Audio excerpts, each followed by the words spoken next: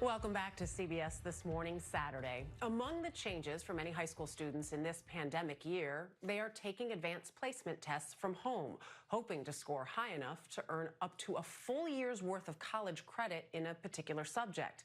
But many students say they've run into trouble with the online tests, and the College Board, which administers them, is even the subject of a class action lawsuit by parents as a result.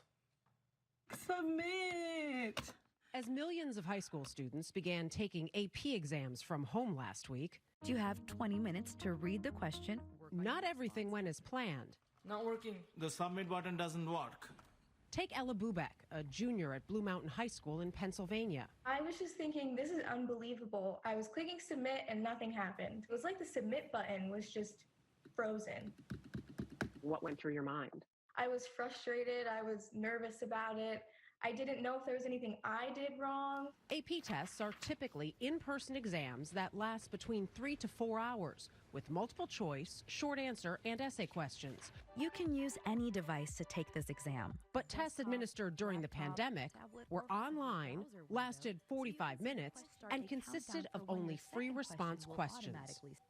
I think is a lot more difficult than in the past. Retired teacher Mike Burns scored AP history exams for the College Board for more than a decade. He says this year's changes are cause for concern. It's going to be given via computer. Do all students have computers and computer access that would allow them to do this? We had a little panic attack whether or not my exam was that night or the next morning. Enrique Castro is a senior at Kubasaki High School, a Department of Defense school in Okinawa, Japan.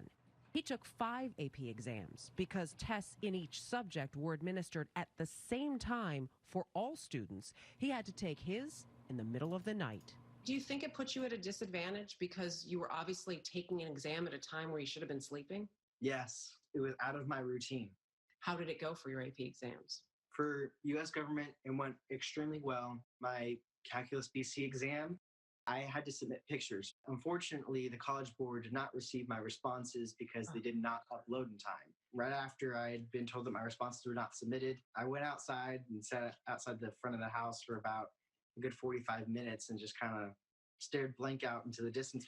The College Board says students who experienced issues during the first week of testing can take makeup exams in June, a small consolation for students like Enrique Castro and Ella Bubek.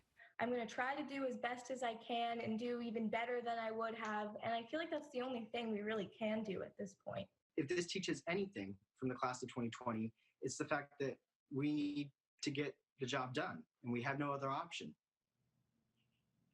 Well, the College Board says that the majority of students were actually able to take the exams successfully and complete them. But earlier this week, they did make email submissions a backup option for those that had technical difficulties. That does not include the week 1 test takers, like the students we spoke with, who have to settle for taking those makeup exams. And Jeff, if you remember, if you took AP exams, nobody wants to take those as a makeup exam once you've done it once already.